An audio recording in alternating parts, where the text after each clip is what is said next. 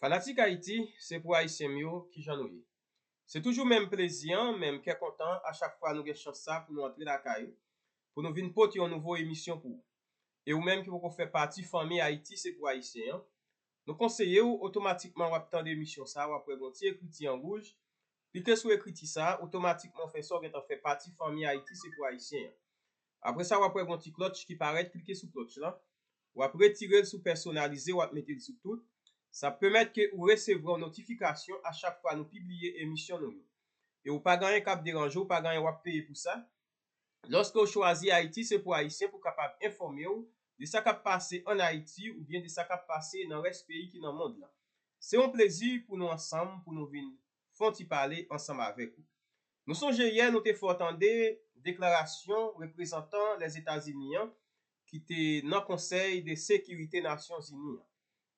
Eh bien, aujourd'hui, nous allons faire entendre des déclarations Premier ministre. Et nous sommes capables de faire entendre plusieurs déclarations, mais on connaît. Et nous pas prêter en pile. C'est ça que nous pas faire entendre plusieurs interventions. Mais nous allons faire entendre des interventions Gary Conille, Premier ministre pays d'Haïti. Les m'attendez intervention Gary Conille, m'a posé tête ma question, est-ce que n'a sorti dans situation nous trouver nous aujourd'hui? M'a posé tête ma question, est-ce que monsieur sa yo qui kembe pays en otage, est-ce qu'il y a jamais la gueule? Est-ce qu'il y a jamais lâché pays ça? Est-ce qu'il y a jamais bay jeunesse la chance pour le revivre tant longtemps encore? M'a posé tête moi toute question ça yo. Les m'attendais déclaration Gary Conille, moi pas ouais trop gros espoir. Nous pas parler en pile, nous pral fort en de Gary Conille. Et en mezi n'a fort en de déclaration Gary Conille, nous même n'a fait commenter pas nous pour nous capable laisser ou comprendre bagay yo mieux qui Jean yo hier. En nous tendez ensemble déclaration Gary Conille. Exacerbé par l'activité des bandes criminelles. Ces défis menacent le tissu social et économique de notre pays et entravent nos efforts de reconstruction et de développement. Le rapport souligne également les progrès dans la mise en place de structures de gouvernance transitoires qui sont vitales pour la stabilité politique et sociale d'Haïti. Nous encourageons donc le support du BINU dans l'appui du processus politique pendant ces périodes de turbulence politique. Ce rôle reste important pour réduire les tensions, préserver. C'est que monsieur félicité et représentant Nations Unies en Haïti pour aide yo bay dans qui ça? Dans problème politique qui est en Haïti. Mais sous ta posé tête aux questions, qui aide mini bay? Aucun aide. Rien. Mais pour qui ça Premier ministre là obligé discussion, encourager le dialogue interhaïtien. L'établissement d'une collaboration. Pas un dialogue interhaïtien parce que conseil présidentiel ça qui moutia, c'est pas un dialogue entre haïtiens avec haïtiens qui mettait le campé, mais plutôt c'est CARICOM qui te servi comme habit dans mi-temps nous haïtiens qui te dit nous qui ça nous fait. Papa vient parler de dialogue entre haïtiens avec haïtiens. Pas jamais bagay comme ça. Solide et d'une coopération efficace entre les autorités nationales de la transition, la mission multinationale d'appui à la sécurité et le BINU demeure fondamentale et nous aidera dans notre mission de rétablissement de la sécurité et de restauration des institutions démocratiques qui sont des chantiers stratégiques de la transition. Monsieur le Président, Madame la représentante spéciale du BINU, honorables membres du Conseil de sécurité, la solidarité entre les peuples est rudement mise à l'épreuve par les conflits locaux, nationaux et internationaux. Près d'une trentaine de conflits majeurs affectent en ce moment les populations, provoquant ainsi de graves crises humanitaires et des nombreux corps de personnes déplacées. Pourtant, c'est dans ces instants fort difficiles que la solidarité tient sa quintessence. Haïti, tout au long de son histoire, a parfaitement démontré cette solidarité agissante entre les peuples. Tantôt initiatrice et tantôt bénéficiaire, la nation haïtienne, dès sa genèse, a toujours fait de la solidarité internationale un des piliers de sa vision du monde et de son engagement. Aujourd'hui encore, Haïti appelle à cette solidarité pour sortir de la crise qui ronge depuis plusieurs décennies et réussir aussi sa transition dont la durée et la mission se veulent très limitées. Chaque jour doit être mis à profit intelligemment. Voilà pourquoi, depuis ma désignation en tant que chef de gouvernement, plusieurs séances de travail ont été tenues avec le Conseil présidentiel de transition, les institutions de lutte contre la corruption et l'impunité, les forces de l'ordre haïtiennes, le secteur privé des affaires, le Conseil électoral, les représentants des collectivités territoriales et évidemment les associations de la diaspora. Dans cette même perspective, plusieurs acteurs du gouvernement m'ont accompagné dans des rencontres stratégiques avec des bailleurs et opérateurs de l'international. Au vu des engagements qui s'annoncent, je joins ma voix à celle du peuple haïtien pour remercier ses partenaires techniques et financiers de leur accompagnement jusqu'ici pour l'avènement d'une Haïti meilleure. Plus que jamais, Haïti doit mobiliser toutes les ressources nécessaires et disponibles pour faire de cette transition la dernière et qu'elle puisse la placer sur la voie de la paix, de la sécurité et du développement durable. Ainsi, il est de notre devoir de construire des partenariats solides et sincères en vue de trouver les stratégies adaptées tenant compte des aspirations du peuple haïtien.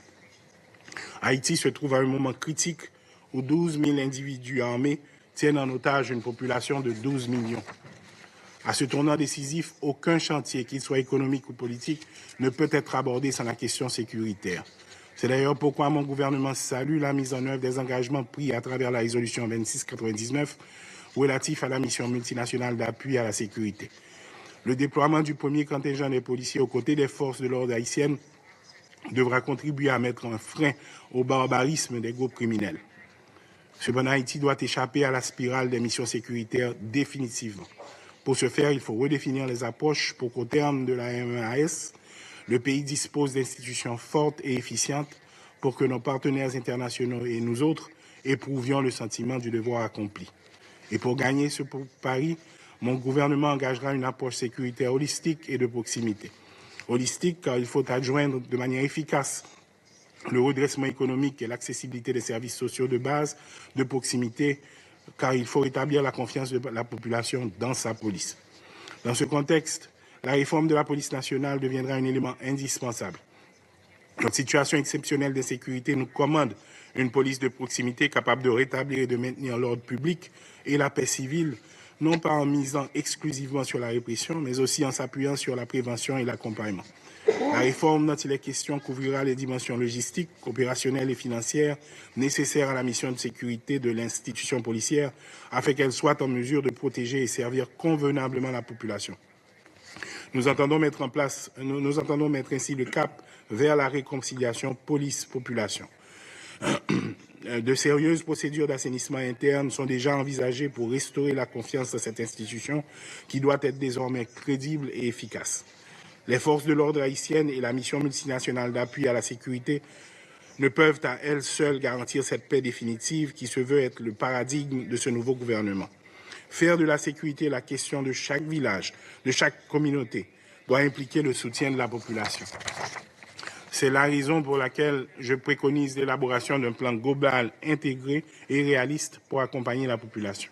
Celui-ci doit prendre en compte l'établissement d'infrastructures adéquates et conformes aux normes de construction moderne, la réorganisation de certaines villes, la réhabilitation, l'implémentation de services sociaux de base fonctionnels et le développement de pôles d'emploi et de développement dans les communautés. Ce n'est que par cette voie que nous arriverons à rétablir une paix et une sécurité durable en Haïti. Cette approche holistique, intégrée et réaliste, s'inspirant du courage et de la résilience du peuple haïtien, sera celle incarnée par ce nouveau leadership de la transition. Par conséquent, avec nos amis de l'international, il devient opportun de revisiter l'accompagnement accordé à Haïti. Cet accompagnement, qui est un devoir de solidarité entre les peuples, ne peut se limiter au contour des seules volontés de l'accompagnateur. Il doit faire de l'accompagné un acteur apte à appréhender les défis et à décider de son destin. Les difficultés auxquelles est confronté Haïti sont énormes, avec un taux d'inflation qui déplace les 27%, près de 50% des emplois perdus, rien que dans le secteur textile, une insécurité alimentaire qui affecte 4,5 millions de personnes, sans compter les 600 000 déplacés internes et les 500 000 enfants déscolarisés. Le pays est en proie à une violence qui paralyse le fonctionnement de dizaines d'hôpitaux et de centres de santé. Des dizaines de commissariats et de centres d'incarcération ont été endommagés ou détruits. Des milliers de prisonniers sont en cavale. La liste pourrait être plus longue. Cependant, la volonté de travailler à la résolution de ces problèmes urgents, manifestée par les principales parties prenantes de l'accord du 13 avril, laisse transparaître l'espoir. La collaboration entre les différentes parties prenantes a créé une atmosphère de travail apaisée, permettre au Premier ministre, en accord avec le Conseil des présidents, d'arriver à constituer un nouveau gouvernement inclusif, réduire le train de vie de l'État, instituer des ministres délégués, nommer un nouveau directeur général de la police et accueillir le premier contingent de la mission multinationale. Cette gouvernance partagée entre des acteurs politiques, économiques et de la société civile, facilitée par les partenaires internationaux dont la CARICOM, qui n'a guère ménagé ses efforts à travers ses éminentes personnalités, démontre qu'il a été fait le choix le plus adapté au contexte explosif qui sévissait sur l'échiquier politique haïtien. Cependant, la méfiance, la fragilité et les tensions latentes qui sous-tendent la dynamique politique haïtienne ne doivent en aucun cas être sous-estimées. Nous sommes une jeune démocratie qui ne cesse de s'écarter depuis des années de la gouvernance démocratique. De ce fait, une alerte en permanence s'impose pour sauvegarder les rares acquis. Aujourd'hui, la transition en cours, tout en s'inspirant de feuilles de route délimitées dans l'accord du 3 avril 2024, doit être celle devant paver la route à la fin de cette période transitoire entamée depuis trois décennies. Et ce, par des réformes institutionnelles et légales d'une part, par la création d'atmosphères propices au relèvement économique et à l'organisation d'élections non contestées d'autre part. Tout accompagnement des partenaires internationaux devra prendre en compte la vision du gouvernement de cette transition pour que plus jamais Haïti ne replonge dans le chaos. Monsieur le Président, honorables membres du Conseil, il n'existe pas de fatalité haïtienne. La situation qui prévaut en Haïti est la résultante d'une politique séculaire séparant l'État de la nation et qui, du coup, fait abstraction de la résilience, de la ténacité, de l'empathie et de la générosité du peuple qui aspire au bien-être. Ainsi, une synergie et une solidarité locale et internationale devient incontournable. Au cours de ma carrière de fonctionnaire des Nations Unies, j'ai observé une multitude d'initiatives internationales visant à soutenir le développement et à stabiliser dans les pays de crise. Haïti en particulier a bénéficié de diverses formes d'assistance internationale, chacune conçue avec l'intention de remédier aux multiples crises que nous avons affrontées, des catastrophes naturelles aux crises politiques et économiques. Malgré cette aide substantielle, les résultats à plusieurs égards restent insuffisants. Il est grand temps qu'Haïti et ses partenaires se posent une question fondamentale. Qu'allons-nous faire différemment? À cette question, je peux déjà vous dire qu'en Haïti, nous avons pu commencer à assembler des hommes. Pendant Gariko ni dit, nan expérience li fait, tant li fait ap servi Nations Unies, li ta capable constater plusieurs interventions Nations Unies fait dans pays qui gen problème de intervention, c'est pas intervention militaire, c'est aide. C'est que quand tu te aide Nations Unies by l'autre pays, et Haïti c'est yon nan pays qui bénéficie de aide ça yo. Par exemple, les nou gen cyclone dans pays, les nou gen d'autres problèmes, capable constater qui quantité aide Nations Unies bay envers Haïti. Mais pour qui ça? L'autre pays Nations Unies bay aide yo, et problème yo gen yo jwenn aide dans les Nations Unies, problème ça yo résout.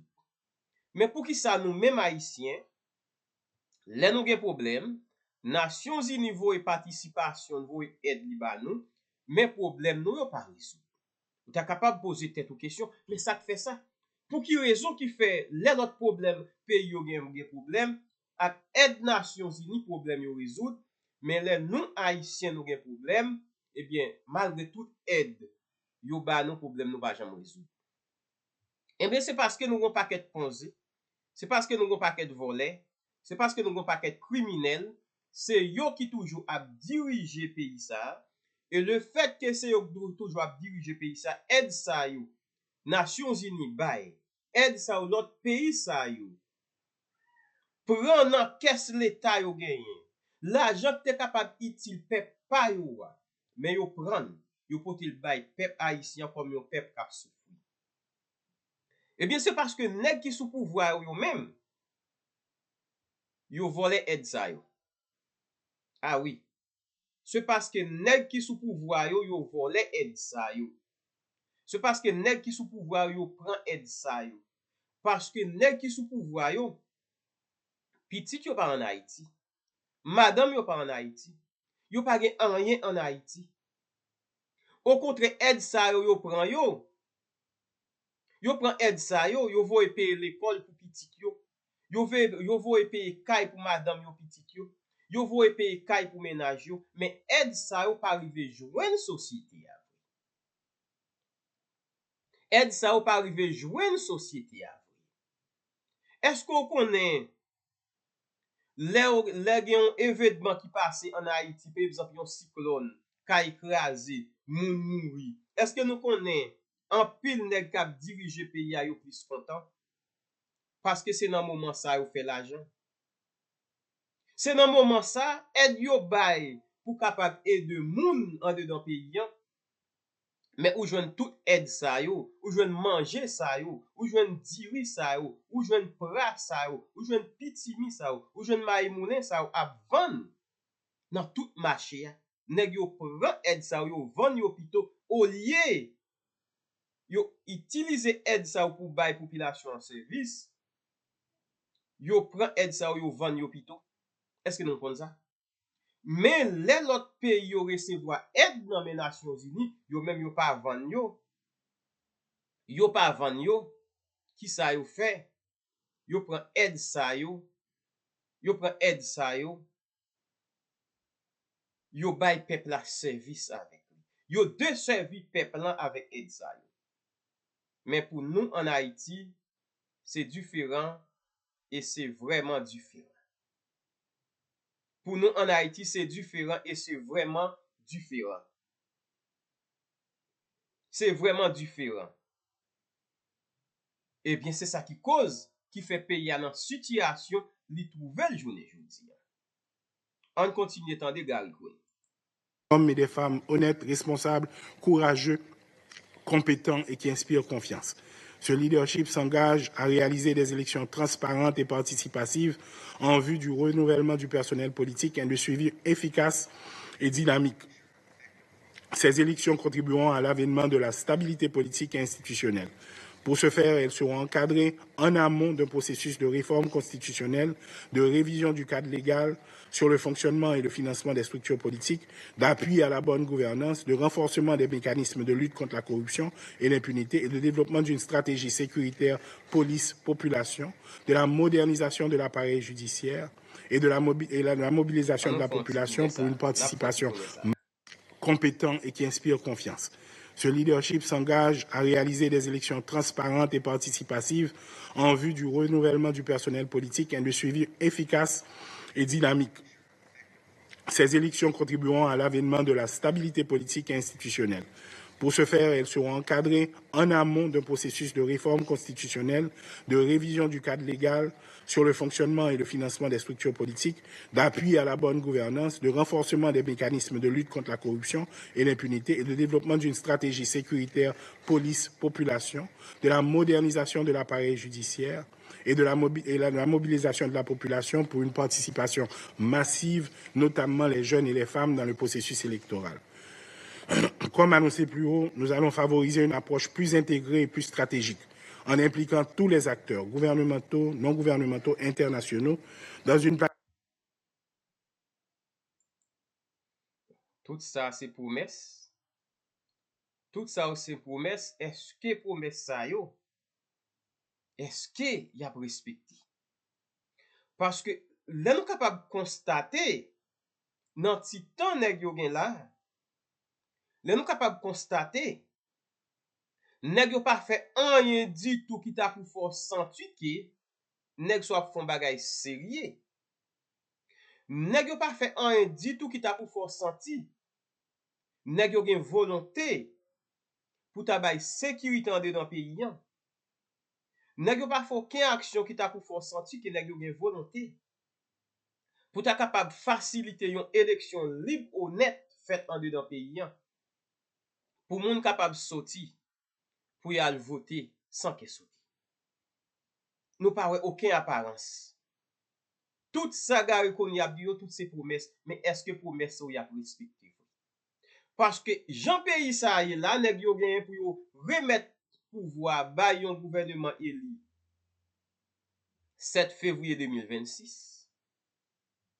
Et Puis Gabriel pour organiser élection en Haïti, au moins on prend 8 mois pour pipiti pour capable planifier toute bagaille pour organiser élection ça parce que nèg en Haïti